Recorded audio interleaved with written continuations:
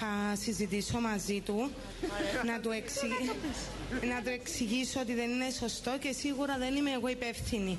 Θα καλέσω την αστυνομία. Είναι η αντίδρασή σου αυτή.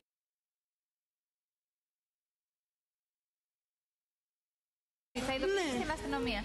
Μάλιστα. Θα τον καθησυχάσω να μην προχωρήσει πιο κάτω με το αυτοκίνητο και να καλέσω την αστυνομία που είναι ειδική. Πολύ ωραία. Δημήτρη μου. Το τρελό στο μεθυσμένο και έφυγε, το ξέρεις αυτό. Τι να συζητήσεις ρε κορίτσι μου, πες με ειλικρινά. Δηλαδή τι μπορείς να του πεις, γιατί το έκανε, τι ήπιες, τι σε οδήγησε εκεί. Θα το συμβουλέψω να μην συνεχίσει την ιστορία. Και πίστεψέ με, θα την πάρει πολύ προσωπικά τη συμβολή σου. Δηλαδή θα κάνει δεξιά και...